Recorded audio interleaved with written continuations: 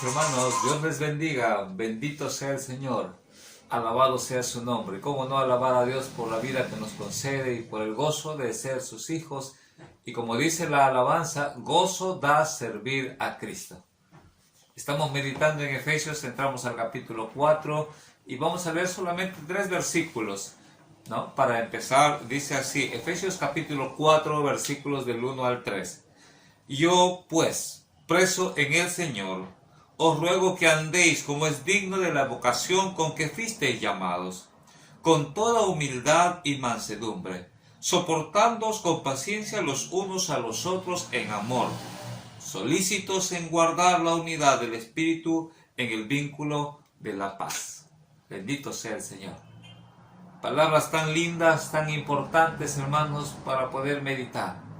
Dice acá el versículo 1, yo pues preso en el Señor. Dios está utilizando al apóstol Pablo para, a través de estas cartas, enseñarnos, instruirnos, corregirnos y fortalecernos, hermanos, porque su palabra nos fortalece.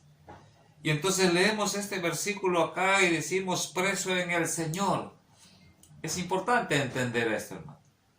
El apóstol Pablo, si bien es cierto, está escribiendo estas cartas ahí en la cárcel.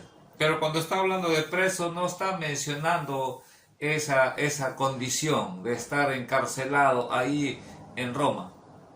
Está hablando del gozo de sentirse ahora como un siervo del Señor.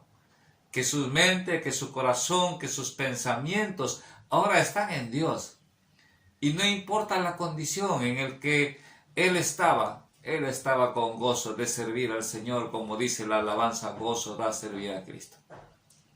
Antes estaba preso, y como dice la palabra del Señor, cada uno de nosotros, si realmente estábamos presos, esclavos del pecado.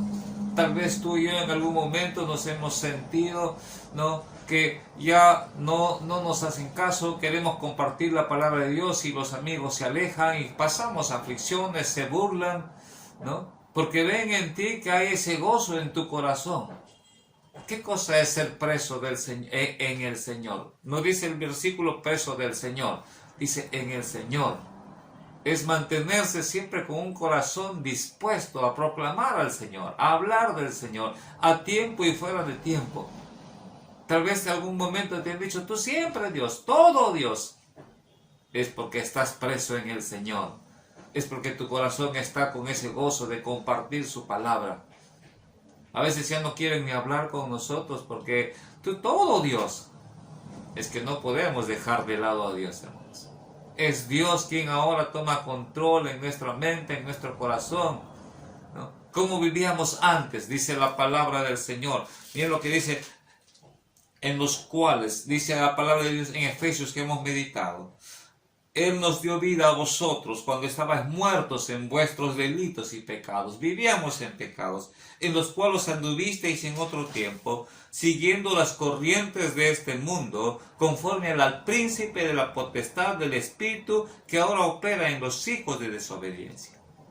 ¿No? Sigue diciendo, entre los cuales también todos nosotros vivíamos en nuestros tiempos, en los deseos de nuestra carne y haciendo la voluntad de nuestra carne. Ahí sí realmente éramos esclavos de Satanás, esclavos de pecado, porque vivíamos haciendo lo que deseábamos, nuestra concupiscencia, en mentiras, en fornicación, en adulterio. Ciegos, dice la palabra del Señor, porque Satanás, quien toma control en la vida de todo ser humano por el pecado, gobierna nuestras mentes y nuestros corazones, esclavos, dice la palabra del Señor, ¿no? Y en Hechos capítulo 16, versículo 18, dice el Señor, para que abran sus ojos, para que se conviertan de las tinieblas a la luz, de la potestad del diablo. Eso es lo que estaba. Tú que me estás escuchando, si no tienes a Cristo, eres un esclavo de Satanás. Estás preso por el pecado. Y dice la palabra de Dios, todo aquel que hace pecado es esclavo del pecado. Pero gloria al Señor. Un día abrimos nuestro corazón a Cristo Jesús. Un día aceptamos a Jesucristo como nuestro Salvador y hemos sido declarados libres. San Juan capítulo 8, versículo 36 dice, si el Hijo os libertare, seréis verdaderamente libres. Y ahora nuestra vida está totalmente en las manos del Señor. Y de eso se trata cuando dice ahora preso en el Señor. No es que Dios nos tenga como robots. No es que Dios nos tenga atados para hacer su voluntad. Es la libertad que Dios nos dio y el gozo y la gratitud y el Espíritu Santo que dispone en nuestras vidas el poder seguir alabando al Señor. Y cuando entiendes que tienes un ministerio, tienes que hacer ese ministerio con ese gozo en tu corazón. Tal vez pasamos aflicciones. Leemos en la palabra de Dios los ejemplos de todos los grandes líderes, todos los grandes siervos del Señor. Y cuando leemos en Jeremías capítulo 20, si conocemos la historia de Jeremías, Jeremías fue golpeado, a Jeremías lo metieron dentro de un pozo y cuántas cosas más él sufrió por la causa de compartir la palabra de Dios. Y como todo ser humano se sentía un poco tal vez atribulado.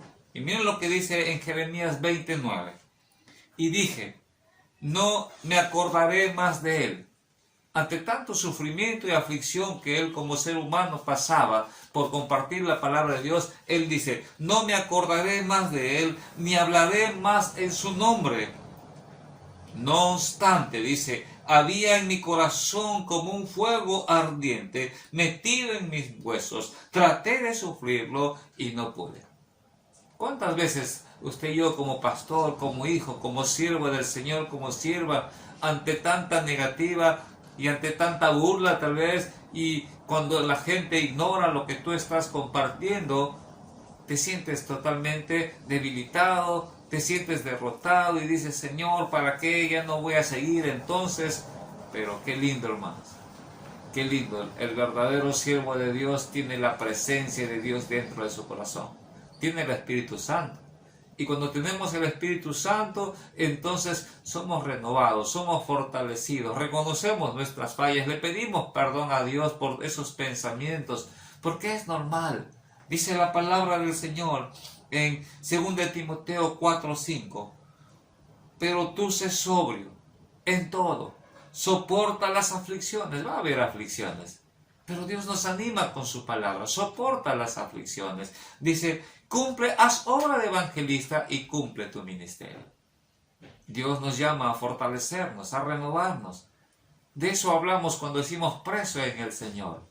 Sentimos ese gozo de servirle, aún en medio de las dificultades. Entendemos que el que tiene gobernado y cegado los ojos de las personas es Satanás. Y como entendemos eso, hablamos con paciencia, hablamos con amor. Dice la palabra del Señor, Jesús mismo le dijo a sus discípulos, en el mundo tendréis aflicción, pero no teman porque yo he vencido al mundo. Gloria a Dios. Entonces, hermanos, estar preso en el Señor es estar con ese gozo de hablar y compartir a tiempo y fuera de tiempo. No podemos dejar de compartir su palabra. No podemos de dar ese mensaje de salvación, el Evangelio. No podemos dejar de cumplir ese ministerio que Dios ha puesto en nuestros corazones y nos da gozo. Entonces, ¿qué dice el versículo acá? ¿Cómo debo servir al Señor? Dice acá, os ruego que andéis como es digno de la vocación, como fuisteis llamados. En el ministerio, en la labor, en el servicio que Dios te ha puesto, preso en el Señor, con ese gozo del Señor, tenemos que andar dando testimonio. Testimonio que ahora somos una nueva criatura. Testimonio que ahora el amor del Señor está en nuestros corazones. Y sigue diciendo el versículo 2, con toda humildad y mansedumbre, soportando con paciencia los unos a los otros. Tenemos que soportar, hermanos. Cuánto el Señor nos ha soportado. Cuánta misericordia ha tenido el Señor con nosotros cuando estábamos en nuestros pecados. Y aún ahora, todavía fallamos.